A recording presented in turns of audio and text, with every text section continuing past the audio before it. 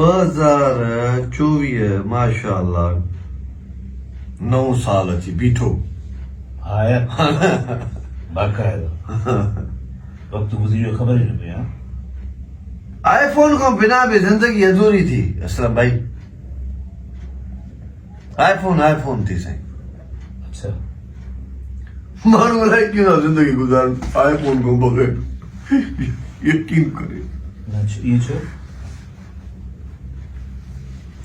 2024 में भी जेकॾहिं माण्हू आईफोन नथो ॾिसे ज़िंदगी जा असुली मज़ा नथो वठे त पोइ हेफ़ आहे न पई हलेनि थी ज़िंदगी माण्हुनि जी।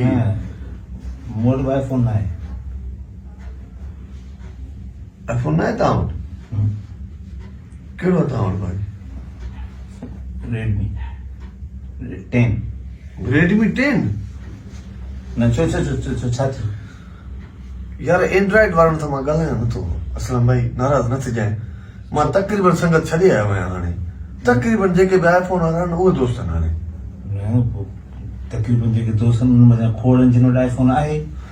उहो बि इहे बि ज़रे घटि ग़रीब अथई। आईफोन ग़रीब कीअं थींदा? वाह इहे ज़रे घटि ग़रीब इन्हनि वटि नॉन पीटीए आहे।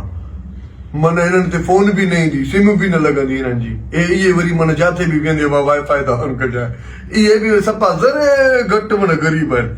ग़रीब माना सम्झ न आहिनि पर ज़रे घटि आहिनि। माना ईअं सम्झो वॾी लैंड क्रूज़र गाॾी तूं वठे उनखे वरी मैरान टोचिंग कई वञे, इहा बि त बेइज़ती आहे न। शेर तोड़ कहिड़ी आहे? बाबा ॻाल्हि ॿुधो असलम साहब, उहे माण्हू त अॼु आईफोन जा ताना ॾिनी जिन खे एंड्रॉइड असां हलाइण सेखारी कंहिं ज़माने में। अमराज़ हथ लही आयो आहे असलम भाई। टच मोबाइल हलाईंदा हुआ। इहा तव्हां इहा साईं। ऐं उहे त हाणे असांखे चर्चनि खे कराचीअ सां ॾेखारीसीं। ईअं त पोइ काफ़ी जॻह ते फेसबुक बि खोले ॾिना जे करे। नाराज़ न थिजांइ असलम भाई। ज़िंदगी 2024 आहे एंड्रॉइड वारनि सां तक़रीबन था न आहे असांजो। ज़िंदगी पई हलेनि थी, गुज़ारनि था आईफोन को बग़ैर।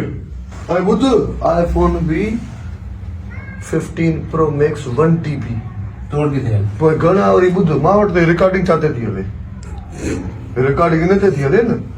ऐं वरी ॿी ॻाल्हि ॿुध, हिकिड़ा वरी सका थोरा ईअं गुरबत जे आस पास वारा जेके माण्हू आईफोन 11 आईफोन 12 13 इन्हनि सां बि मां नथो ॻाल्हायां। भले न ॻाल्हाए था इन्हनि सां बि न 15 प्रो मैक्स 1 TB। अलाह जी लठ ते आवाज़ आहे साईं। तोड़ कहिड़ी आहे? मूं वटि त कोन्हे। कोट न पाईंदो कर न, बेइज्जती न करे करे यार। आईफोन वारनि सां कोट पाइबो आहे? तव्हां साईं रूबरू था चिड़ियो पोइ आईफोन जी बेइज्जती कराई आहे, कोट कराई आहे, मूंखे थोरो सम्झायो त सही। कराई आहे पुट।